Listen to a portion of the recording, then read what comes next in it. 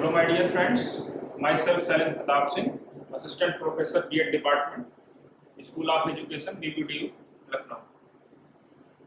हम लोग लगातार अपने लेक्चर को कंटिन्यू कर रहे हैं और एक एक टॉपिक को कवर करते हुए अपने पूरे कोर्स को, जो हमारा पेपर है लैंग्वेज अक्रॉस द करिकुलम, उसको कवर करने का प्रयास कर रहे हैं। हम यूनिट 2 में अपने टॉपिक्स को देख रहे हैं। यूनिट 2 हमारी चल रही है और यूनिट 2 में पिछले वीडियोस में हम लोगों ने कम्युनिकेशंस पे एक टॉपिक था, प्रिंसिपल ऑफ कम्युनिकेशन, उसको चेकआउट किया, उसको देखा, उस पर डिस्कस किया और एक वीडियोस के माध्यम से आप तक हमने अपनी बातों को पहुंचाने का प्रयास किया है। और आज जो हमारा टॉपिक है उसी कम्युनिकेशन से ही रिलेटेड हमारा टॉपिक है क्लासरूम कम्युनिकेशन। क्लासरूम कम्युनिकेशन क्या है, इस पे हम डिस्कस करेंगे और इसी क्लासरूम कम्युनिकेशंस में ही आपको verbal and non verbal communications को एक सब टॉपिक के रूप में ऐड किया गया है।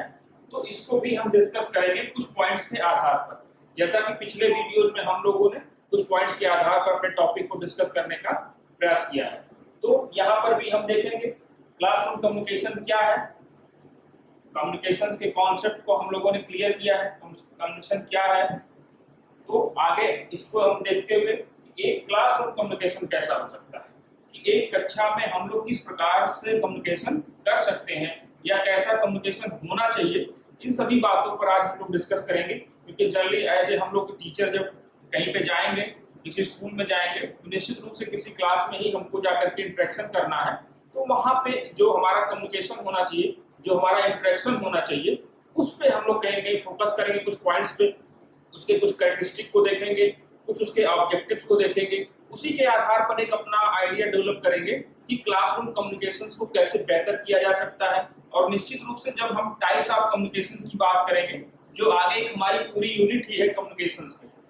आपकी जो 4th यूनिट है वो पूरी यूनिट आपकी कम्युनिकेशंस पे ही बेस है। बट यूनिट 2 में कुछ टॉपिक्स यहाँ पर हैं जिसको हम जनरल वे में डिस्कस करेंगे और डीपली कहीं कहीं इस सब चीजों को दोबारा फिर हम लोग डिस्कस करेंगे यूनिट 4 में आकर के। वहां पे जब हम टाइप्स ऑफ कम्युनिकेशन की बात करेंगे तो verbal and non verbal communications की भी बात होगी, वहां पर भी इन सब चीजों को दोबारा फिर डिस्कस करने का चांस हमें मिल सकता है। बट यहाँ पर भी हम इसको, जब हमारे यूनिट 2 में दिया हुआ है, तो हम इसे कवर करते हुए चलेंगे। तो non verbal and non verbal communication क्या है, इसको जानेंगे और कैसे इसका यूज हम अपनी क्लास में करेंगे। अगर हम इसको देख लेंगे तो कैसे इसका यूज हम अपनी क्लास में करेंगे, इन चीजों को कहीं न कहीं हम देखने का प्रयास आज इस अपने वीडियो लेक्चर में करने का प्रयास करेंगे। तो आप लोग जो है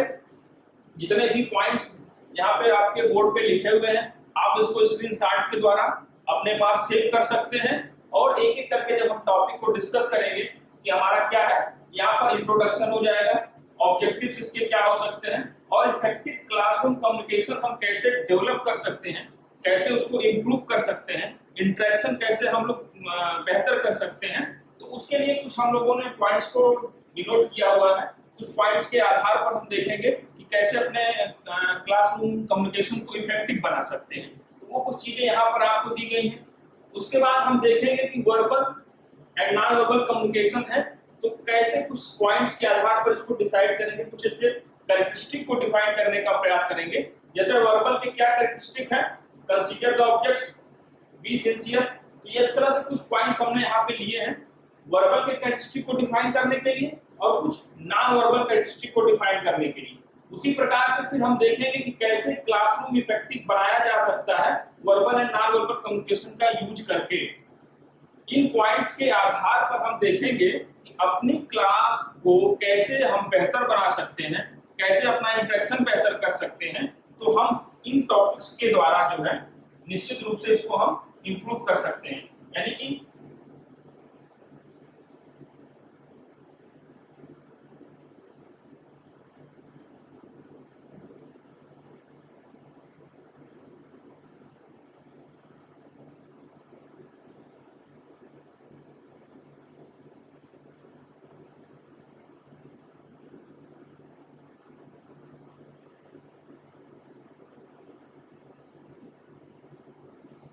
इफेक्टिव क्लासरूम टीचिंग जो है हम लोग कैसे कर सकते हैं, इसको हम लोग जो है देख सकते हैं। इफेक्टिव क्लासरूम टीचिंग करने के लिए हम कुछ ऐसे टॉपिक्स के द्वारा देख सकते हैं और वर्बल एंड नॉन वर्बल का कैसे यूज कर सकते हैं। तो एक एक करके हम थोड़ा सा डिस्कस करेंगे यहाँ पर अपने टॉपिक्स को। जैसे क्लासरूम कम्युनिकेशन है, तो जनरली कम्युनिकेशन की जो बात है इस पे हम लोग कॉन्सेप्ट क्लियर कर चुके हैं कि कम्युनिकेशन होता क्या है। सिंपल सी चीज है, अगर कम्युनिकेशन की बात कर दें तो निश्चित रूप से हम इसे कर सकते हैं क्या, पासिंग इंफॉर्मेशन, यानी कि अगर हम इसकी बात कर रहे हैं तो पासिंग इंफॉर्मेशन, एक्सचेंज आइडिया,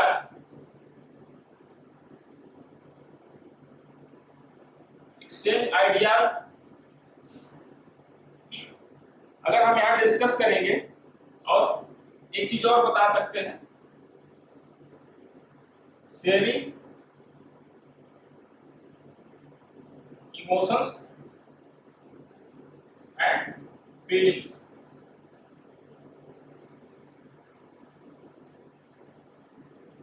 अगर हम तीन चीजों को देख रहे हैं यहां पर, हम क्या करते हैं कम्युनिकेशन में, पासिंग इंफॉर्मेशन, यानी कि कोई सूचना जो होती है एक व्यक्ति से दूसरे व्यक्ति तक या सेंडर से रिसीवर तक भेजते हैं, या कम्युनिकेटर से सामने जो रिसीवर होता है उसके पास कोई सूचना या कोई इंफॉर्मेशन हम क्या करते हैं उसके पास भेजते हैं। अगर हम कहें एक्सचेंज आइडियाज, हम एक दूसरे से जब कन्वर्सेशन करते हैं तो अपने आइडियाज और अपने विचार दूसरे को बताते हैं, या उसके पास अपने जो है आइडिया जो विचार को एक्सप्रेस करते हैं, फिर उसके द्वारा भी कुछ उसका फीडबैक मिलता है, कुछ उसके आइडियाज मिलते हैं। तो हम लोग क्या करते हैं, एक दूसरे से एक्सचेंज करते हैं अपने आइडियाज को, अपनी थिंकिंग को, अपने विचारों को। और अगर हम देखेंगे शेयरिंग इमोशंस एंड फीलिंग्स, अगर हम लोग एक दूसरे के साथ अपनी फीलिंग को, अपने इमोशंस को शेयर करते हैं, निश्चित रूप से अगर ये सब कहीं न कहीं प्रोसेस अगर हम लोग कर रहे हैं तो हम कह सकते हैं कि हम लोग कम्युनिकेशन की प्रक्रिया में भागीदारी कर रहे हैं, यानी कि हम लोग कम्युनिकेशन प्रोसेस को कंप्लीट कर रहे हैं। तो अगर हम सिंपल रूप से कहते हैं कि कम्युनिकेशन क्या है, तो हम कह सकते हैं communication is a passing information, exchange ideas and sharing emotions and feelings. तो कम्युनिकेशन का जो कॉन्सेप्ट है क्लियर होगा। पिछले भी वीडियो में हमने इसको क्लियर आउट किया है, बट यहाँ फिर से हमने इसको एक बार डिटेल आपके साथ किया है। अगर हम कह सकते हैं क्लासरूम कम्युनिकेशन क्या है, क्लासरूम कम्युनिकेशन के लिए निश्चित रूप से कहेंगे बहुत इंपॉर्टेंट है, खास करके हमारे जैसे टीचर्स के लिए। और आप भी एक टीचर्स बनने जा रहे हैं, पीपल टीचर हैं, आप भी आने वाले समय में ट्रेनिंग कंप्लीट करके अपना एक टीचर्स के रूप में वर्क करेंगे, अपना काम करेंगे किसी स्कूल या इंस्टीट्यूशंस में। तो क्लासरूम कम्युनिकेशंस को कहीं न कहीं बेहतर तरीके से जानने के लिए ये टॉपिक हमारे लिए इंपॉर्टेंट है। तो हम कह सकते हैं कि classroom is an excellent example of place of communication in group communication, where teachers spend hours communicating with students to share information and knowledge। यानी कि हम कह सकते हैं कि एक क्लास में टीचर क्या करता है कि वहां पर अपने नॉलेज को, अपने इंफॉर्मेशन को अपने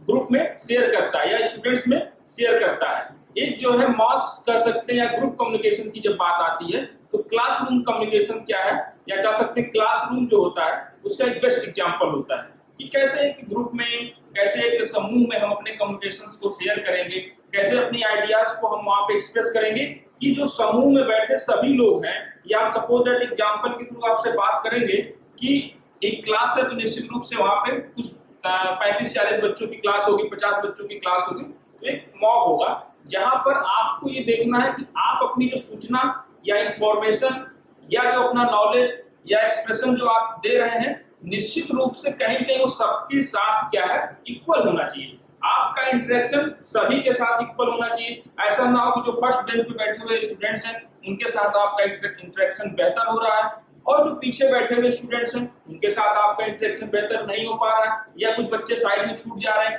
तो आपको एज ए टीचर, एज कह सकते हैं शिक्षक, आपको ये देखना पड़ेगा कि पूरी क्लास में आपकी जो इंफॉर्मेशन है, आपका जो नॉलेज है, आपका जो इमोशंस है, जो फीलिंग है, जो इंटरेक्शन उनके साथ हो रहा है, वो निश्चित रूप से पूरी क्लास के साथ क्या है, एक बेहतर तरीके से हो सकता है। तो अगर हम इंट्रोडक्शन की बात करें तो इंट्रोडक्शन में हम यही कह सकते हैं कि communication is effective both the student and the teacher benefit। Communication makes learning easier, helps student achieve goals, increase opportunity, expanded learning strength and connection। यानी कि हम कह सकते हैं कि जो हमारा क्लासरूम कम्युनिकेशन है वह स्टूडेंट को कहीं न कहीं और टीचर को दोनों को बेनिफिट देता है कि वो लोग अपने कम्युनिकेशन लर्निंग प्रोसेस को इफेक्टिव बना सकें, बेहतर बना सकें, मजबूत बना सकें, जिससे क्या है कि जो नॉलेज, इंफॉर्मेशन या सूचना जो भी एक दूसरे से हम लोग शेयर करेंगे निश्चित रूप से वो क्या है, बेहतर होनी चाहिए। तो क्लासरूम कम्युनिकेशन के इंट्रोडक्शन की बात हम करेंगे। यहाँ देख सकते हैं कि हम लोग एक दूसरे के साथ अपनी फीलिंग्स, आइडियाज को शेयर कर रहे हैं या जो क्लास में कम्युनिकेशन इंटरेक्शन हो रहा है वह दोनों के लिए बेनिफिट है, स्टूडेंट्स और टीचर के लिए भी। तो निश्चित रूप से इसे हम कितना इफेक्टिव और बेहतर बना सकते हैं, इसके लिए हमें जो है विशेष फोकस करना चाहिए। अगर हम ऑब्जेक्टिव्स की बात करें तो अगर हम क्लासरूम कम्युनिकेशंस के मीनिंग, कॉन्सेप्ट और डेफिनेशन को समझ जाते हैं, इसके अगर गोल को समझ जाते हैं, ऑब्जेक्टिव्स को समझेंगे तो निश्चित रूप से यहाँ पर कुछ बातें निकल कर आती हैं। तो क्या कि यहाँ पर जो है कह सकते हैं कि जो ऑब्जेक्टिव्स के रूप में अगर हम देखेंगे तो एक बेहतर इन्वायरमेंट क्रिएट कर सकते हैं। अगर हम कम्युनिकेशन स्किल्स को डेवलप कर लेते हैं, क्लासरूम कम्युनिकेशन स्किल्स को डेवलप कर लेते हैं, तो हम ये देखेंगे कि यहाँ पर एक बेहतर जो है इन्वायरमेंट क्रिएट कर सकते हैं अपनी क्लास में, और जो उसका अचीवमेंट है, जो गोल है, हम इसको एबल हो जाएंगे, सक्षम हो जाएंगे क्या उसको अचीव करने के लिए। यानी कि जो क्लास का टारगेट है, जो कोर्स पूरा करना है या जो ट्रेनिंग कंप्लीट करनी है या जो नॉलेज, इंफॉर्मेशन उनको देनी है, तो जो उस चीज का जो निश्चित रूप से हमारा टारगेट है उसको हम लोग क्या करेंगे, पूरी तरीके से फुलफिल कर लेंगे। सिंपल सी बात बताना चाहूंगा कि लर्निंग जो प्रोसेस होता है, लर्निंग प्रोसेस क्या है, तभी कंप्लीट होता है जब एक सीखने वाला और सिखाने वाला दोनों एक्टिव होते हैं। ठीक है, यानी कि जो एक कह सकते हैं कि लर्नर है और एक जो ट्रेनिंग दे रहा है, दोनों के बीच में इंटरेक्शन बेहतर होगा, तभी जाकर के लर्निंग प्रोसेस कंप्लीट होता है। तो इस लर्निंग प्रोसेस को कंप्लीट करने के लिए कहीं न कहीं हमें क्या करना है, इफेक्टिव करने के लिए, अपनी क्लास को मजबूत बेहतर बनाने के लिए हमें इस कम्युनिकेशन स्किल्स को जानना बेहतर है कि हम लोगों के साथ क्या है, अपना इंटरेक्शन बेहतर तरीके से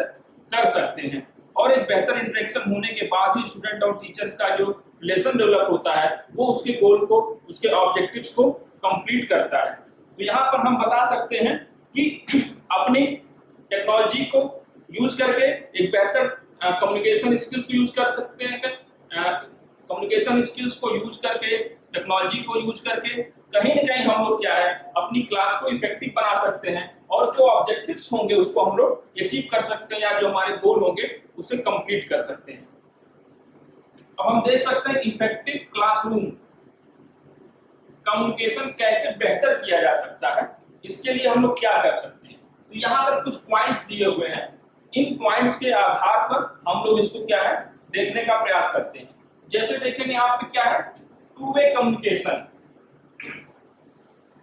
टू वे कम्युनिकेशन निश्चित रूप से हम लोगों ने जब संप्रेषण की बात की, कम्युनिकेशन की बात की, तो हम लोगों ने देखा है कि यहाँ पर क्या है, निश्चित रूप से दो लोगों का होना जरूरी है। संप्रेषण की प्रक्रिया पूरी होने के लिए एक सेंडर होगा, एक रिसीवर होगा। जब प्रोसेस की बात हमने पिछले वीडियोज में थोड़ा सा देखा था तो वहां पर हम लोगों ने कहीं कहीं इस चीज को फॉलो किया था कि एक ऐसी प्रक्रिया होनी चाहिए जहां पर एक सेंडर हो, एक रिसीवर हो, मैसेज ट्रांसमिट होगा, फिर वो इनकोड डिकोड करेगा, फिर फीडबैक के रूप में वापस आता है। तो यहाँ पर जो है टू वे कम्युनिकेशन की बात जो की जा रही है, तो निश्चित रूप से जो है एक क्लासरूम को बेहतर इफेक्टिव होने के लिए टू वे कम्युनिकेशन जरूरी है। यानी कि एक तरफ से अगर कोई बात कही जाती है तो उधर से कुछ उसका फीडबैक आना जरूरी होता है। जैसे सपोज दैट आज हम लोग इस पेंडेमिक कंडीशन में वीडियोस के माध्यम से अपने लेक्चर को आप तक पहुंचाने का प्रयास कर रहे हैं। एक बेहतर विकल्प हमें ये मिला हुआ प्लेटफॉर्म मिला है जिसके द्वारा अपने नॉलेज को हम आप तक शेयर कर रहे हैं। बट कहीं न कहीं जो एक कह सकते हैं बेहतर ट्रेनिंग कॉन्सेप्ट हमारे प्रोग्राम का है उसको लेकिन कहीं कहीं हम अचीव नहीं कर पा रहे हैं। हम लोग नॉलेज तो शेयर कर रहे हैं, ज्ञान तो आपको दे रहे हैं, बट नॉलेज के साथ साथ जो एक ट्रेनिंग कोर्स होता है, जो प्रैक्टिकल होता है, वो हम लोग नहीं कर पा रहे। उसका रीजन है कि हम और आप क्या है, आमने सामने नहीं बैठे हैं, कहीं कहीं अगर जो टू वे कम्युनिकेशन की बात हो रही, संप्रेषण की बात हो रही है, वो यहाँ पर थोड़ा सा कमजोर हो रहा है। इसको अगर बेहतर करना है तो हमें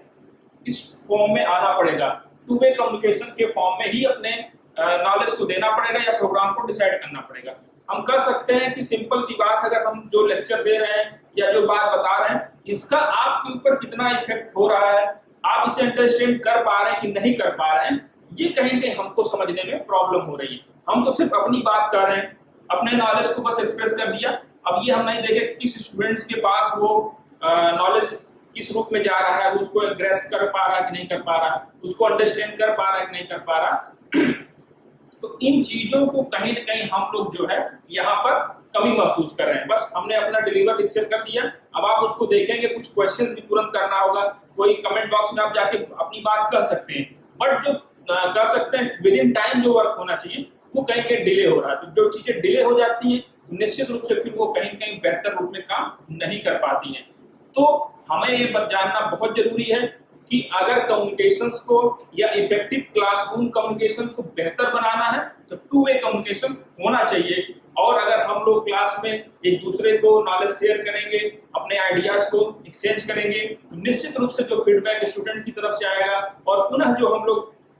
टीचर्स के द्वारा उसका फिर कहीं कहीं उसका फिर से एक बार एक्सप्लेनेशन होगा, तो वो जो चीजें क्लियर आउट होगी क्लास में, वो कहीं कहीं बेहतर कम्युनिकेशन के रूप में, बेहतर संप्रेषण के रूप में हम लोग उसको देख सकते हैं। अगला हमारा क्या है, इफेक्टिव फीडबैक की बात हो रही है। इफेक्टिव फीडबैक की बात भी कहीं कहीं देखा जाए तो जिसपे हम अभी डिस्कस करके बताया आपको कि इफेक्टिव फीडबैक भी बहुत जरूरी है। क्या, एक बेहतर कम्युनिकेशंस के लिए। कहीं कहीं अगर क्लास में फीडबैक नहीं हो पा रहा है, हम जो लेक्चर डिलीवर कर रहे हैं या जो चीजों को हम आप तक पहुंचाने का प्रयास कर रहे हैं, अगर वो चीजें बेहतर तरीके से आप तक पहुंच रही हैं कि नहीं पहुंच रही हैं, या जो नॉलेज आपको मिला उसको आप बेहतर तरीके से अंडरस्टैंड कर पा रहे हैं कि नहीं कर पा रहे हैं, तो उस चीज को कहीं न कहीं आपको अंडरस्टैंड करने के लिए, जानने के लिए आपको ये देखना पड़ेगा कि आप उसका क्या प्रतिपुष्टि दे रहे हैं, क्या उसका फीडबैक दे रहे हैं। टीचर ये तभी कंफर्म हो सकता है कि उसके स्टूडेंट्स, मान लीजिए सपोज दैट हमने कोई यहाँ पे क्वेश्चन पूछा, फीडबैक कैसे आएगा, जब हम कोई अपना टॉपिक डिस्कस कर रहे हैं और टॉपिक डिस्कस करने के साथ ही साथ हम लोग अगर आपसे कुछ क्वेश्चंस पूछते रहते हैं, तब हमें ये पता चलता है कि हमारी क्लास एक्टिव है कि नहीं है, वो आंसर कर पा रहे हैं ठीक से कि नहीं कर पा रहे हैं। तो इन सब चीजों को फीडबैक के माध्यम से टीचर समय समय पर बीच में अपना जो है बच्चों से फीडबैक लेता रहता है। तो एक जो बेहतर कम्युनिकेशन हो सकता है क्लास में, उसके लिए कहीं कहीं इफेक्टिव कम्युनिकेशन के लिए क्लासरूम में फीडबैक की प्रक्रिया जो है या फीडबैक की जो प्रोसेस है उसको कंप्लीट करते रहना चाहिए। तो इफेक्टिव क्लासरूम के लिए आपको निश्चित रूप से इफेक्टिव फीडबैक भी आपको साथ में होना चाहिए या साथ में उसको करते रहना चाहिए, जिससे आपका कम्युनिकेशन बेहतर हो सकता है। हम देख सकते हैं क्लियरिटी ऑफ एक्सप्रेशन की बात करेंगे। क्लियरिटी ऑफ एक्सप्रेशन की बात जब करेंगे तो निश्चित रूप से हमको ये देखना पड़ेगा कि जो हम क्लियरिटी ऑफ एक्सप्रेशन की बात कर रहे हैं, वहां पर जो टीचर के द्वारा कह सकते हैं उसके जो सेंटेंस है, उसके जो लैंग्वेज है, उसका जो वोकल स्पीच है, उसकी पिच है, उसका टोन है, वो किस तरह से डिलीवर हो रहा है, कितना क्लियर कट है, या जिस टॉपिक में हम डिस्कस कर रहे हैं उसका जो कॉन्सेप्ट है उसको हम कितने अच्छे तरीके से आप तक पहुंचा पा रहे हैं, कितने बेहतर तरीके से आपको हम बता रहे हैं कि इफेक्टिव क्लासरूम क्या है या क्लासरूम कम्युनिकेशन क्या है, इसका कॉन्सेप्ट क्या है। तो जो भी चीजें हम आप तक डिलीवर कर रहे हैं, तो निश्चित रूप से हमें ये देखना होगा कि जो कुछ भी चीजें हैं उसको हमें क्लियर आउट करना पड़ेगा। कैसे कि जो हमारा जो कह सकते हैं कि जो टोन है, पिच है, या जो सेंटेंस डिलीवरी है, या जो टीचर अपने नॉलेज को, कॉन्सेप्ट को बच्चों तक पहुंचाना चाह रहा है, वो पूरी तरीके से क्लियर हो। लैंग्वेज ऐसी होनी चाहिए जो बच्चों को समझ में आए। ऐसा नहीं है कि बच्चों की भाषा, नॉर्थ और साउथ के कुछ बच्चे होते हैं सपोज दैट, तो हमें उनके अकॉर्डिंग, साउथ का बच्चा है तो निश्चित रूप से हमें उसके क्या करना पड़ेगा कि उसके अकॉर्डिंग लैंग्वेज को यूज करना पड़ेगा। नॉर्थ का बच्चा है तो उसके अकॉर्डिंग यूज करना पड़ेगा। कोई हिंदी वर्ग विशेष का, हिंदी सब्जेक्ट का बच्चा है, हिंदी लैंग्वेज को जानने वाला, तो उसके अकॉर्डिंग यूज करना पड़ेगा। और हम कह सकते हैं कि अगर कोई इंग्लिश मीडियम का बच्चा है तो हमें उसके अकॉर्डिंग भी अपने चीजों को डिलीवर करना पड़ेगा। तो एक बेहतर क्लासरूम कम्युनिकेशन के लिए हमें क्या है, क्लियरिटी ऑफ एक्सप्रेशन रखना चाहिए। तो डियर स्टूडेंट्स, हम लोग अपने टॉपिक पे डिस्कस कर रहे हैं क्लियरिटी ऑफ एक्सप्रेशन। थोड़ा सा टेक्निकल इशू की वजह से हो सकता है आपको प्रॉब्लम आ रही हो, बट हम लोग टॉपिक को क्लियर करेंगे। तो हमने देखा क्लियरिटी ऑफ एक्सप्रेशन को कैसे यूज करके हम लोग अपनी क्लासरूम टीचिंग को या कह सकते हैं कम्युनिकेशंस को इफेक्टिव बना सकते हैं। ठीक है, नेक्स्ट हमारा है इन्वायरमेंट की बात करेंगे। क्या है इन्वायरमेंट? एक क्लासरूम को कहीं कहीं बेहतर इन्वायरमेंट के द्वारा हम लोग कम्युनिकेशंस को इम्प्रूव कर सकते हैं। अगर एक क्लास का इन्वायरमेंट पीसफुल है, बच्चों को बैठने के लिए या एक जो हमारे स्टूडेंट्स हैं उनको बैठने के लिए कंफर्ट सीटें हैं और उनको कहीं कहीं अच्छे तरीके से कर सकते हैं, एक अच्छा माहौल क्रिएट करके अगर हम लोग उन्हें दे रहे हैं, एक बेहतर रूम उनको हम उपलब्ध करा रहे हैं, या जो सिचुएशंस या जो रिक्वायरमेंट एक कर सकते हैं कंफर्ट रूम के लिए स्टूडेंट्स के लिए हो सकती है, तो अगर उन सभी चीजों पर कहीं कहीं अगर हम फोकस कर रहे हैं, उसको अगर हम देख रहे हैं, तो कर सकते हैं कि हमारा जो इन्वायरमेंट अगर बेहतर है, जो हमारा कह सकते हैं कि आसपास का माहौल अच्छा है, तो जो कम्युनिकेशन होगा वह निश्चित रूप से कह सकते हैं कि बेहतर होगा। जैसे एग्जाम्पल के रूप में हम देख सकते हैं कि मान लीजिए कोई स्कूल है या कोई कॉलेज है, कोई क्लासेस चलती है, बगल से एक रोड निकली हुई है, हाईवे निकला हुआ है, तो हम ये कह सकते हैं कि अगर क्लास का जो रूम है उस रोड से टच कर रहा है, तो निश्चित रूप से ढेर सारी आपको आवाजें रोड के द्वारा वाहन के व्हीकल्स के हॉर्न के आपको सुनाई देंगी। तो जो कहीं न कहीं जो पीसफुली एक एटमॉस्फेयर एक क्लास के लिए होना चाहिए, वो वहां पर नहीं हो पाता है। तो हम ये देख सकते हैं कि हमें इन्वायरमेंट को क्या है, बेहतर रखना चाहिए। इफेक्टिव क्लासरूम कम्युनिकेशन के लिए बेहतर इन्वायरमेंट या इफेक्टिव इन्वायरमेंट का होना बहुत जरूरी है। तो कह सकते हैं कि हमारे जो स्टूडेंट्स हैं या जो हमारी क्लास है, उनके साथ कहीं कहीं जो क्लास का एक अच्छा माहौल होना चाहिए, कंफर्टेबल सीटें होनी चाहिए, उन्हें बैठने की उचित सुविधा हो, इलेक्ट्रिसिटी की अच्छी व्यवस्था हो, लाइट हो, फैन हो, क्योंकि किसी भी प्रकार का अगर उनके पास कहीं कहीं बैरियर है, किसी भी प्रकार का अवरोध रुकावट है, तो निश्चित रूप से जो उनका लर्निंग प्रोसेस है वो भी इफेक्टिव नहीं हो सकता है। तो कम्युनिकेशन को इफेक्टिव बनाने के लिए, एक क्लासरूम कम्युनिकेशन को इफेक्टिव बनाने के लिए कहीं कहीं हमको क्या है, इन्वायरमेंट को बेहतर रखना पड़ेगा और अपने इन्वायरमेंट को कहीं कहीं पीसफुली करना पड़ेगा। तो हम कह सकते हैं कि इन्वायरमेंट के साथ साथ हम देखेंगे motivation of students. Motivation of student की जब बात हम करते हैं,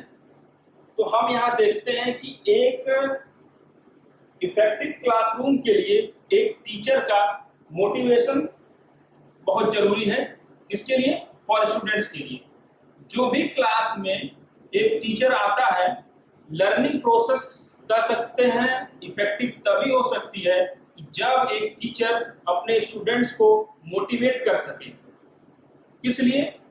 उस प्रक्रिया को सीखने के लिए, या जो भी नॉलेज वो दे रहा है उसको एक्सेप्ट करने के लिए, उसको गेन करने के लिए। तो एक टीचर को कहीं न कहीं एक शिक्षक या टीचर्स के साथ साथ एक बेस्ट मोटिवेटर भी होना चाहिए, क्योंकि अगर वह अपने बच्चों को मोटिवेट नहीं कर सकता है, उन्हें कहीं न कहीं प्रेरित नहीं कर सकता है, तो निश्चित रूप से हम कह सकते हैं कि फिर वो टीचर का कोई भी जो लर्निंग प्रोसेस होगा, कोई भी नॉलेज होगा, वह इफेक्टिव नहीं हो सकता है। इफेक्टिव नहीं होगा तो निश्चित रूप से हम कह सकते हैं कि फिर वहां पे लर्निंग प्रोसेस भी नहीं होगा, और जो कम्युनिकेशंस की बात कर रहे हैं या क्लासरूम कम्युनिकेशन की बात कर रहे हैं, तो निश्चित रूप से क्लासरूम कम्युनिकेशन भी बेहतर नहीं हो सकता है। तो कहीं कहीं हमें मोटिवेशन पर फोकस करना चाहिए अपनी क्लास में। हमें स्टूडेंट को मोटिवेट करते रहना चाहिए समय समय पर, और उनसे फीडबैक की बात हमने किया ही है कि हम उनसे क्वेश्चंस के माध्यम से फीडबैक लेते रहेंगे और उनको कहीं कहीं उनके नॉलेज को चेक करते रहेंगे, तो निश्चित रूप से हमें ये पता होता रहेगा कि हमें क्या करना है उनके साथ। तो हमें स्टूडेंट को कहीं न कहीं मोटिवेट करते रहना चाहिए। अगर हमें एक बेहतर इफेक्टिव क्लासरूम कम्युनिकेशन बनाना है, या हम कहीं कहीं अगर इस पे वर्क कर रहे हैं, तो हमें मोटिवेटर के रूप में काम करना पड़ेगा। तो हम लोगों ने देखा कि कुछ यहाँ पॉइंट्स हैं कि इफेक्टिव क्लासरूम कम्युनिकेशंस को हम लोग कैसे बेहतर बना सकते हैं, उसको कैसे अच्छा कर सकते हैं। उसके लिए हम लोगों ने देखा कि टू वे कम्युनिकेशन हो, इफेक्टिव फीडबैक हो, क्लैरिटी ऑफ एक्सप्रेशन हो, एंड इन्वायरमेंट बेहतर हो, और मोटिवेशन ऑफ स्टूडेंट्स, यानी कि मोटिवेटर के रूप में भी वर्क हमें करना चाहिए। तो यहाँ पर हम लोगों ने बात किया कि क्लासरूम कम्युनिकेशन क्या है, कम्युनिकेशन किसे कहते हैं, इंफॉर्मेटिव होना चाहिए, एक्सचेंज आइडियाज होने चाहिए, इमोशंस एंड फीलिंग्स को शेयर करना चाहिए। हमने ऑब्जेक्टिव्स को भी देखा, कैसे अगर हम इफेक्टिव क्लासरूम कम्युनिकेशन को करते हैं तो कैसे हम अपने ऑब्जेक्टिव्स या गोल को गेन कर सकते हैं या एबल हो सकते हैं उसे प्राप्त करने के लिए। और आगे फिर हम लोगों ने देखा कि इसको किस प्रकार से कंप्लीट किया जा सकता है। अब हम आते हैं कि verbal and non verbal communication की बात जो की जा रही है कि communication verbal and non verbal का यूज हम कैसे अपनी क्लास में कर सकते हैं, अपनी क्लास को इफेक्टिव बनाने में कर सकते हैं। लेकिन इसको जानने से पहले थोड़ा सा हम इसके कैरेक्टरिस्टिक को जान लेंगे कि वर्बल एंड नॉन वर्बल है क्या। अगर हमें ये क्लियर आउट हो जाएगा तो फिर हमें अपनी इस चीज को क्लियर करने में कोई प्रॉब्लम नहीं होगी। तो यहाँ पर हम देख लेते हैं कि अगर वर्बल की बात करते हैं तो निश्चित रूप से वर्बल का मतलब भी होता है कि यहाँ पे वर्ड्स की बात होगी, वो रिटन फॉर्म में भी हो सकता है। ठीक है, हम ये कह सकते हैं कि कोई भी चीज जो वर्ड्स फॉर्म में हो, रिटन फॉर्म में हो, एक दूसरे के साथ हम शेयर करते हैं, उसे हम वर्बल फॉर्म को वर्बल कम्युनिकेशन कर सकते हैं या वर्बल फॉर्म कर सकते हैं। अगर हम नॉन वर्बल की बात करते हैं, नॉन वर्बल की बात करते हैं तो कहीं कहीं यह क्या ज्यादातर साइन के रूप में जाता है, या हम कर सकते हैं अपने गेस्चर्स के माध्यम से हम बता सकते हैं, गेस्चर्स एंड पोस्चर्स के माध्यम से हम अपनी चीजों को व्यक्त कर सकते हैं, उसे हम नॉन वर्बल के रूप में देख सकते हैं या नॉन वर्बल कम्युनिकेशंस के रूप में उसे हम देख सकते हैं या मान सकते हैं, कर सकते हैं। निश्चित रूप से अगर हम देखेंगे तो यहाँ पे कुछ इसके कैरेक्टरिस्टिक की बात हम लोगों ने किया है कि वर्बल को हम किस रूप में देख सकते हैं। जैसे यहाँ पे आप देखेंगे consider the objects, consider the objects का क्या मतलब है,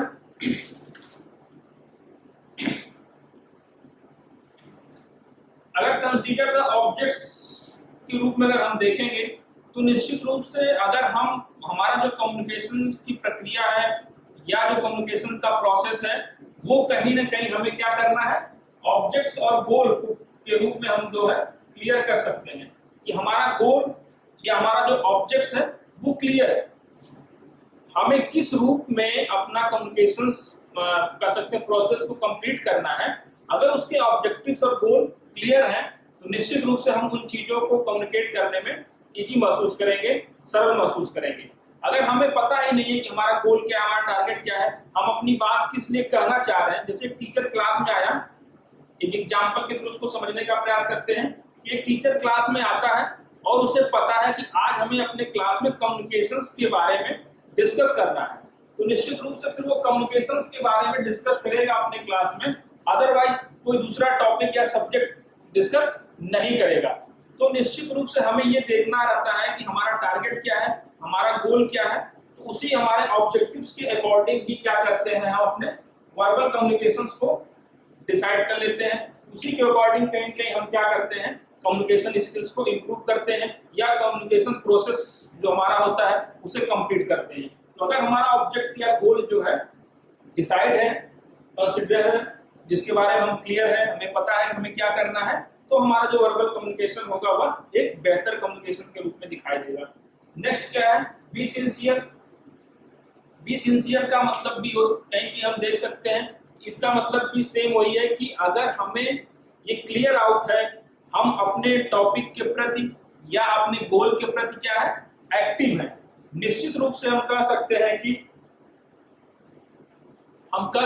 कि अगर हम अपने टारगेट के प्रति क्लियर आउट हैं, हमें पता है कि हमें क्या करना है, अपनी क्लास में जाना है और क्लास में जाकर के हमें अपने स्टूडेंट के साथ कम्युनिकेशन पे इंटरेक्शन करना है, communication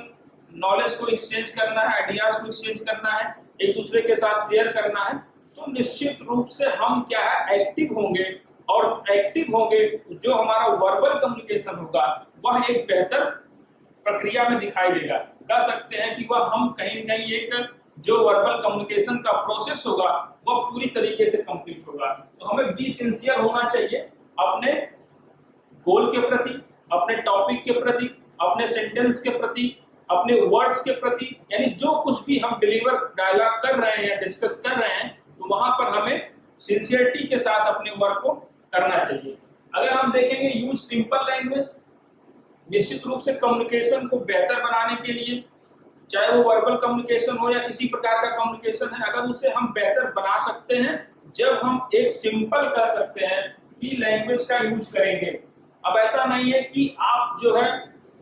philosophical language, spiritual language का यूज करिए, जबकि आप एक नॉर्मल सोसाइटी में कन्वर्सेशन कर रहे हैं जहां पर उसकी आवश्यकता नहीं है। तो कहीं न कहीं जो सामने वाला होगा फिर वो आपके साथ अटैचमेंट नहीं दिखा सकता, आपके साथ उसका इंटरेक्शन बेहतर नहीं हो सकता है। तो इस चीज का हमें फोकस करना पड़ेगा, इस चीज का हमें ध्यान रखना पड़ेगा कि जब हम यूज सिंपल लैंग्वेज करने की बात कर रहे हैं, इसका सीधा सा कॉन्सेप्ट यही है कि हमें क्या करना है कि अपने सेंटेंस को, अपनी भाषा को, अपनी लैंग्वेज को according to audience, according to receiver रखना चाहिए। अगर उसके अकॉर्डिंग हम अपने सेंटेंस या लैंग्वेज को यूज नहीं कर रहे हैं तो निश्चित रूप से जो हमारा कम्युनिकेशन है, क्योंकि कम्युनिकेशन की बात जब हमने की है तो यहाँ पर हमने आपको बताया कि कम्युनिकेशन कैसा होता है, टू वे कम्युनिकेशन होता है। तो ये जो प्रक्रिया तभी पूरी हो पाएगी जब हम यूज सिंपल लैंग्वेज को करेंगे। सिंपल लैंग्वेज का यूज करने से ये फायदा होगा कि सामने वाला उसको आसानी से कंसीडर करेगा, आसानी से टेकअप करेगा और आपकी बातों को जब वो इजी वे में अंडरस्टैंड कर लेगा, आपके कॉन्सेप्ट को क्लियर आउट कर लेगा, तो फिर उसका जो फीडबैक आपके साथ होगा, उसका जो इंटरेक्शन आपके साथ होगा वो एक बेहतर होगा। तो निश्चित रूप से वर्बल कम्युनिकेशन की जो बात करेंगे, एक कैरेक्टरिस्टिक के रूप में हम देख सकते हैं कि सिंपल लैंग्वेज का हमें यूज करना चाहिए। आगे क्या हमारा brief and precise. Brief and precise की बात करेंगे। इस टॉपिक को कहीं कहीं जब हम प्रिंसिपल ऑफ कम्युनिकेशन की बात कर रहे थे पिछले वीडियोज में, आप देखेंगे उसमें जाकर के, तो वहां पर कम्युनिकेशंस की जो प्रिंसिपल्स हैं उसमें कहीं कहीं कंसाइज की बात की जाती है, 7 C's की जो बात की जाती है। तो इसको ब्रीफ या प्रिसाइज या कंसाइज के रूप में हम इसको देख सकते हैं कि हमारा जो सेंटेंस है, हमारी जो लैंग्वेज है या जो हमारा कंटेंट है या जो सेंटेंस के द्वारा या जो कंटेंट के द्वारा हम अपनी बात रिसीवर तक पहुंचाना चाहते हैं वो कहीं न कहीं क्या है, ब्रीफ होना चाहिए, कंसाइज होना चाहिए, प्रिसाइज होना चाहिए, संक्षिप्त होना चाहिए। अगर इन चीज पे हम फोकस कर रहे हैं तो निश्चित रूप से जो कम्युनिकेशन होगा वह क्या होगा, बेहतर होगा। क्योंकि इसका प्रिंसिपल सी ये बताता है, इसका सिद्धांती कम्युनिकेशन ये बताता है कि आपको कहीं न कहीं अपने जो है सेंटेंस को ब्रीफ करना चाहिए, कंसाइज रूप में रखना चाहिए। उससे क्या होता है कि सामने वाला जो रिसीवर है उसको इजी वे में आपकी चीजें समझ में आ जाती हैं। अदरवाइज अगर आप लेंथी सेंटेंस का प्रयोग करते हैं, एक साथ ही बहुत ढेर सारे कर सकते हैं कि डिलीवर डायलॉग करते हैं, तो निश्चित रूप से फिर वो कहीं कहीं उसके लिए प्रॉब्लमेटिक हो जाएगा और वो कंसीडर नहीं कर पाएगा आपकी आइडियाज क्या है या आप कहना क्या चाहते हैं, उससे किस तरह से अपनी फीलिंग को उसके साथ शेयर करना चाहते हैं, वो कहीं कहीं हॉच पॉच कंडीशन में हो जाता है। तो निश्चित रूप से अगर हम वर्बल कम्युनिकेशन की बात करते हैं तो हमें क्या है, ब्रीफ एंड प्रिसाइज या कंसाइज की बात करनी चाहिए। इस रूप में कैरेक्टरिस्टिक को देखना चाहिए कि जो हमारा सेंटेंस है, जो हमारी लैंग्वेज है या जो हम कन्वर्सेशन कर रहे हैं वो क्या है, ब्रीफ रूप में होना चाहिए। Polite and words and tone की बात कर रहा है, इसकी भी कहीं कहीं आप देखेंगे तो प्रिंसिपल्स में बात की गई है कि आपका जो सेंटेंस होना चाहिए, आपकी जो वर्ड्स हैं या जो भी आपके सेंटेंस हैं वो कहीं कहीं उसका जो कहने का सेंस हो, पोलाइट वे में हो, और उसकी टोन की बात भी कर रहा है। टोन की बात भी कर रहा है यानी कि जो बात हम कहना चाह रहे हैं, कभी कभी एक अच्छी बातों को भी आदमी गलत तरीके से बोल जाता है। अगर उसके टोन में कहीं न कहीं वो बात नरमी नहीं है, वो सहजता नहीं है, वो पोलाइटनेस नहीं है, तो निश्चित रूप से सामने वाला एक उसके द्वारा कहे गए अच्छे बातों को भी कहीं कहीं कंसीडर नहीं कर पाता है। तो हमें ये देखना चाहिए कि हमारे जो सेंटेंस हैं, जो हमारे वर्ड्स हैं, वो ऐसे होने चाहिए जो कहीं न कहीं सामने वाले रिसीवर को एक बेहतर तरीके से समझ में आना चाहिए। उसे जरा सा भी ये ऑड न लगे कि जो सेंडर है या जो कम्युनिकेटर अपनी बात कह रहा है उसके कहने का एटीट्यूड थोड़ा सा अच्छा नहीं है। तो हमें यहाँ पर निश्चित रूप से इस चीज को फोकस करना चाहिए और इसे देखना चाहिए कि हम अपने सेंटेंस में पोलाइट वर्ड्स का और अच्छे टोन का, अच्छी पिच के द्वारा अपनी बातों को कहने का प्रयास करेंगे। तो वर्बल कम्युनिकेशन में हम इस चीज को देख सकते हैं, इसका एक कैरेक्टरिस्टिक है। अगर इसको हम ध्यान में रखेंगे तो निश्चित रूप से हमारा जो कम्युनिकेशन होगा बेहतर होगा। अगर हम यहाँ देखेंगे तो प्रोवाइड अपॉर्चुनिटी एंड फीडबैक, बार बार हम इस चीज की बात कर रहे हैं कि अगर हमें क्या है अपने सामने वाले को ये अपॉर्चुनिटी देनी चाहिए। जैसे हम क्लासरूम कम्युनिकेशन की बात कर रहे हैं तो वहां पर हमें क्या है अपने स्टूडेंट्स को ये अपॉर्चुनिटी देनी पड़ेगी कि वह जो है अगर कोई चीज है उसको हम डायलॉग डिलीवरी कर रहे हैं या कोई नॉलेज दे रहे हैं या कोई भी ज्ञान की बात कर रहे हैं तो उसका फीडबैक क्या हो रहा है, उसका वहां से हमें उसका आंसर आना चाहिए। तो निश्चित रूप से हम अगर अपॉर्चुनिटी या फीडबैक उसे दे रहे हैं तो ये कहीं कहीं कम्युनिकेशन का एक बेहतर आइडिया हो सकता है, एक कम्युनिकेशन की बेहतर प्रक्रिया हो सकती है, बेहतर प्रोसेस हो सकता है। तो हमें कहीं कहीं वर्बल कम्युनिकेशन में आपको प्रोवाइड अपॉर्चुनिटी एंड फीडबैक को फोकस करना चाहिए और ये इसका कैरेक्टरिस्टिक इंपॉर्टेंट है कि कोई भी कम्युनिकेशन तभी बेहतर हो सकता है जब सामने वाले का बेहतर फीडबैक हो या उसके साथ आपका इंटरेक्शन जो है बेहतर होगा। तो निश्चित रूप से कुछ पॉइंट्स के आधार पर हमने वर्बल कम्युनिकेशंस के कैरेक्टरिस्टिक के द्वारा इसको डिफाइन करने का प्रयास किया और हमने बोला है कि वर्बल कम्युनिकेशन में हो सकता है जो वर्ड्स और रिटन फॉर्म में कहीं न कहीं डायलॉग के द्वारा हम लोग अपनी बातों को कहने का प्रयास करते हैं। अब हम देखते हैं नॉन वर्बल कम्युनिकेशंस के कुछ कह सकते हैं कि कैरेक्टरिस्टिक के द्वारा हम उसको क्लियर करेंगे। नॉन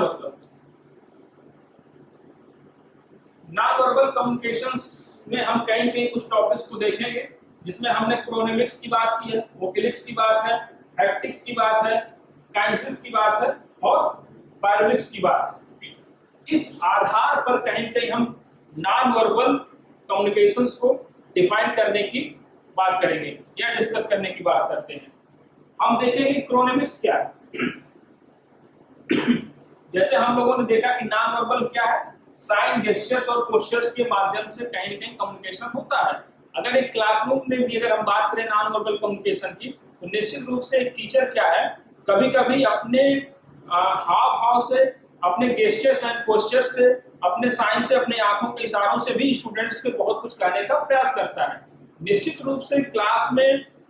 वर्बल के साथ साथ नॉन वर्बल कम्युनिकेशन का उतना ही इंपॉर्टेंस है जितना कि वर्बल कम्युनिकेशन का। हम ये कह सकते हैं कि दोनों की प्रक्रिया या दोनों की भागीदारी एक क्लासरूम कम्युनिकेशन के लिए बहुत इंपॉर्टेंट है। उन दोनों की प्रक्रिया के माध्यम से ही हम एक अपनी कह सकते हैं क्लासरूम को इफेक्टिव बना सकते हैं या कम्युनिकेशन को इफेक्टिव बना सकते हैं। इस चीज पे हमें फोकस करना चाहिए कि हमें वर्बल एंड नॉन वर्बल दोनों कम्युनिकेशंस को बेहतर तरीके से अपनी क्लास में यूज करना चाहिए। ठीक है, तो यहाँ पर हम कहीं कहीं क्रोनेमिक्स की बात करेंगे। तो यहाँ पर क्रोनेमिक्स का मतलब ये होता है कि जैसे अगर आप को कोई चीज अपने हाव भाव के द्वारा बतानी है तो निश्चित रूप से आपको क्रोनेमिक्स मतलब टाइम आपका जो है, टाइम आपका क्या है बेहतर होना चाहिए। अगर टाइम आपका बेहतर नहीं हो पाता है तो अगर आपका टाइम बेहतर नहीं हो पाएगा तो आपकी जो साइन है या जो आपका गेस्चर पोस्चर है या जो आपको रिएक्शन देना चाहिए अपने हाव भाव से, अगर उसकी टाइमिंग सेट नहीं है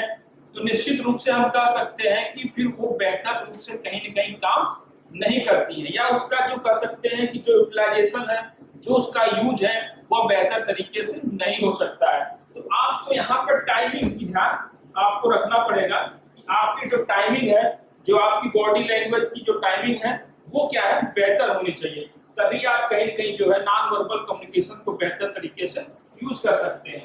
वोकैलिक्स की बात करेंगे तो यहाँ पर भी हम देख सकते हैं कि कहीं कहीं आपको जो इमोशंस है, जो आपकी स्पीच है, जो आपकी डिलीवर डायलॉग है वो कहीं न कहीं बेहतर होना चाहिए। अगर वो आपकी टाइमिंग के साथ सेट नहीं है, अगर वो आप उसको जो आप कह सकते हैं आपकी टोन है, आपकी डायलॉग डिलीवरी है, जो कुछ भी आप इशारों में बात कर रहे हैं, अगर वो कहीं न कहीं बेहतर नहीं है तो कह सकते हैं कि फिर वहां पर जो है इसके कम्युनिकेशन जो है आपका नहीं हो पाएगा। तो कम्युनिकेशन को बेहतर करने के लिए फिर आपको कहीं न कहीं इन चीजों पर फोकस करना चाहिए। हैप्टिक्स की बात करते हैं। हैप्टिक्स क्या है? हैप्टिक्स के रूप में कहीं कहीं आपके फीलिंग्स, आपके इमोशंस, आपके कम्युनिकेशंस को बेहतर बनाते हैं। अगर कोई बच्चा सपोज दैट क्लास में है, अगर उसे लग रहा है कि नहीं कहीं कुछ प्रॉब्लम है, उसके साथ कुछ प्रॉब्लम फेस कर रहा है, तो आपको कहीं कहीं इमोशंस रूप में उसके साथ अटैचमेंट दिखानी पड़ेगी कि उसकी क्या प्रॉब्लम है, क्यों वह इस तरह से क्लास में अपने आप को कंफर्टेबल नहीं रख पा रहा है, या हम कह सकते हैं कि क्लास में हो सकता है कि वो उसके अंदर कहीं कहीं कोई हीन भावना हो, या कहीं कहीं हो सकता है कुछ प्रेजुडियस फीलिंग के साथ वह ग्रस्त हो, पूर्वाग्रह से ग्रस्त हो। तो इन सब चीजों पे कहीं कहीं हमें कंसीडर करना पड़ेगा और हमें ये देखना पड़ेगा कि क्या वास्तव में उसकी प्रॉब्लम है और उसको कैसे हम दूर कर सकते हैं। तो यहाँ पर हमें इमोशंस और फीलिंग को कहीं कहीं ध्यान देना पड़ेगा, ठीक है। इमोशंस और फीलिंग्स को कहीं कहीं हमें कंसीडर करना पड़ेगा, और अगर इमोशंस और फीलिंग के साथ हम अपने कम्युनिकेशंस को बेहतर बना सकते हैं और अपनी क्लास में भी अच्छे तरीके से वर्क कर सकते हैं और उसका हम लोग फीडबैक ले सकते हैं, ठीक है। अगर हम देखें काइनेसिक्स की बात करेंगे, काइनेसिक्स की बात करेंगे तो यहाँ पर कहीं कहीं आपके बॉडी लैंग्वेज की बात हो रही है। बॉडी लैंग्वेज की बात हो रही है कि अगर आपको किस रूप में कर सकते हैं कि आपका गेस्चर पोस्चर या जो भी हो सकता है, जो भी साइन हो सकता है, अगर वह आपका बेहतर नहीं है तो इंटरेक्शन बेहतर नहीं हो सकता है। सपोज दैट हम एक एग्जांपल के थ्रू इस बात को क्लियर करेंगे कि जैसे सब कह लीजिए कि कोई एक कह सकते हैं कि एक प्रतियोगी है, कंपटीटर छात्र है या स्टूडेंट्स है, वह इंटरव्यू देने के लिए जाता है। इंटरव्यू देने जाता है तो जो बोर्ड मेंबर बैठे होते हैं सामने वाली चेयर पे आकर के वो बैठ जाता है। निश्चित रूप से अक्सर आपको बोला जाता होगा कि थोड़ा सा आप चेयर के आगे ही बैठिए, ऐसा ना पूरा पीछे सट करके आप जाकर के पूरा आराम चेयर पे जैसे बैठते हैं वैसे बैठ गए। तो निश्चित रूप से जो ये आपका एटीट्यूड है वह कहीं कहीं इंटरव्यूअर के रूप में आपको माइनस पॉइंट्स के रूप में डिनोट करेगा। तो आपको ये सिखाया जाता है, बताया जाता है कि आप जाइएगा कुर्सी पे, मतलब स्ट्रेट में आप बैठने का प्रयास करिएगा और उनके क्वेश्चंस का आंसर देने का प्रयास करिएगा जो बोर्ड आप मेंबर होंगे। तो वहां पर आपकी बॉडी ऑफ लैंग्वेज का रोल बहुत इंपॉर्टेंट हो जाता है कि कैसे आपको जाके इंटरव्यू को फेस करना है। तो कहीं कहीं हमें कम्युनिकेशंस को बेहतर बनाने के लिए बॉडी ऑफ लैंग्वेज पे क्या है फोकस करना चाहिए, और बॉडी ऑफ लैंग्वेज पे अगर हम फोकस करेंगे, उसके गेस्चर पोस्चर को फोकस करेंगे, तो निश्चित रूप से हमारा जो नॉन वर्बल कम्युनिकेशन है वो भी कहीं कहीं एक बेहतर रूप में दिखाई दे सकता है और इसको हम क्लासरूम में भी इफेक्टिव रूप से यूज कर सकते हैं। पायरोमिक्स की बात करेंगे, निश्चित रूप से यहाँ इसका क्या सेंस है। अगर हम देखते हैं कि जब दो व्यक्ति बात करते हैं, कम्युनिकेशन करते हैं एक दूसरे के साथ, तो कभी कभी हम लोग देखते हैं कि अगर जो क्लोज फ्रेंड्स हैं तो निश्चित रूप से बहुत ही पास बैठ के अपने बातों को शेयर करते हैं एक दूसरे के साथ। अगर हम देखते हैं कि दो व्यक्ति थोड़ा दूर दूर खड़े होकर के अपनी बातों को इंटरेक्ट कर रहे हैं, अपना कन्वर्सेशन कर रहे हैं, तो हम एक आइडिया लगा सकते हैं कि आपस में इनकी कहीं कहीं क्लोजनेस कम होती है। तो इस आधार पर भी कहीं कहीं डिस्टेंस के आधार पर हम यहाँ पे डिस्टेंस की बात कर सकते हैं।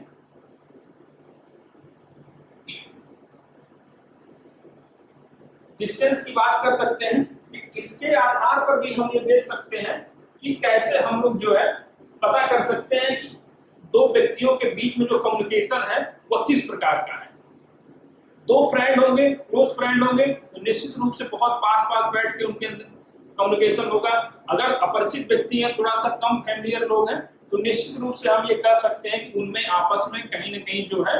एक दूरी है, एक डिस्टेंस मेंटेन किए हुए हैं, जिससे ये लगता है कि कम्युनिकेशन तो हो रहा है बट कम्युनिकेशन फीलिंग और इमोशंस के साथ नहीं है, केवल एक फॉर्मल कम्युनिकेशन हो रहा है। तो इन चीजों के आधार पर हम क्लियर आउट करने का प्रयास किए हैं कि नॉन वर्बल कम्युनिकेशन क्या है। ठीक है, अभी हम देखते हैं कुछ पॉइंट्स इफेक्टिव क्लासरूम टीचिंग को कैसे बेहतर बना सकते हैं, उसको हम देखने का प्रयास करेंगे। जैसे हम बिहेवियर चार्ट के द्वारा जो है ये देख सकते हैं कि कैसे हम एक क्लास को इफेक्टिव बना सकते हैं, कम्युनिकेशन को इफेक्टिव बना सकते हैं। जैसे हमने सपोज दैट यहाँ पर कुछ बच्चों को रेड, कुछ बच्चों को ब्लू, या 1 पॉइंट्स या 5 पॉइंट्स के कैटेगरीज में हम उनको डिवाइड कर सकते हैं। रेड कलर वाले जो बच्चे थोड़ा सा फास्ट है, कह सकते हैं ब्रिलियंट बच्चे हैं, जो ग्रीन वाले बच्चे हैं थोड़ा सा वीक है, थोड़ा सा कमजोर है। तो एक चार्ट के द्वारा अपनी क्लास में हम डिवाइड कर सकते हैं। बच्चों को पता भी नहीं चलेगा कि रेड ग्रीन का क्या मतलब है, इसके अकॉर्डिंग हम उनसे बोलेंगे आप रेड हैं आप ग्रीन हैं, तो इसके अकॉर्डिंग कहीं कहीं चार्ट बना लेंगे अपनी क्लास में बच्चों का, और उसके आधार पर हम ये डिवाइड करने का प्रयास करेंगे कि किस तरीके से उनके साथ कम्युनिकेशन हम लोग कर सकते हैं। तो एक बेहतर कम्युनिकेशन के लिए आपको अपनी क्लास में बिहेवियर आप चार्ट बनाने से कहीं कहीं आपको मदद मिलेगी, हेल्प मिलेगी, जिससे आप अपना कम्युनिकेशन बेहतर कर सकते हैं। बॉडी लैंग्वेज के आधार पर भी आप देख सकते हैं, जो बार बार इसकी बात हो रही है कि किसी भी स्टूडेंट्स का, किसी भी छात्र को कहीं ना कहीं अगर हम ये देख सकते हैं कि कैसे वो जो है रिएक्शन कर रहा है। उस सपोज दैट अगर हम क्लास में कोई लेक्चर टॉपिक या डिस्कस कर रहे हैं, डिलीवर कर रहे हैं, तो हमें ये पता चलना चाहिए कि उसके हाव भाव से, उसके चेहरे के कहीं कहीं जो इमोशंस आ जा रहे हैं, तो उनके आधार पर, उसके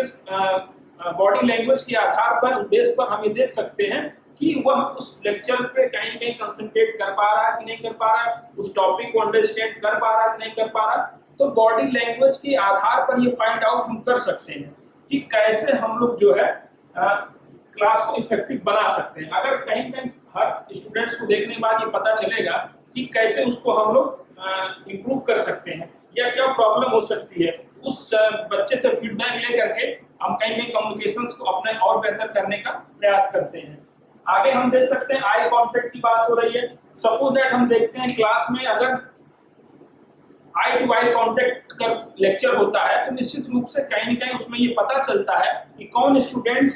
लेक्चर को ग्रैस्प कर रहा है, उसको टॉपिक को समझ पा रहा है कि नहीं समझ पा रहा है। अगर कोई बच्चा नीचे नजर करके बैठा है या अपनी नजरें किसी और तरफ करके बैठा है, तो हम इससे फाइंड आउट कर सकते हैं कि निश्चित रूप से कहीं न कहीं जो हमारा कम्युनिकेशन है वो इफेक्टिव नहीं हो रहा है। हमें अपने पूरी क्लास में कहीं कहीं एक मास कम्युनिकेशन होता है, ग्रुप कम्युनिकेशन होता है, तो उसके आधार पर हम ये चीज डिसाइड कर सकते हैं कि हमें जो है इंटरेक्शन हर बच्चे के साथ आई टू आई कांटेक्ट होना चाहिए, अदरवाइज हमारा कम्युनिकेशन बेहतर नहीं हो सकता है। तो एक इफेक्टिव क्लासरूम कम्युनिकेशन के लिए आपको इस आई कांटेक्ट के ऊपर जो है कहीं कहीं फोकस करना चाहिए और इसके आधार पर आप अपना कम्युनिकेशन बेहतर बना सकते हैं, अच्छा बना सकते हैं।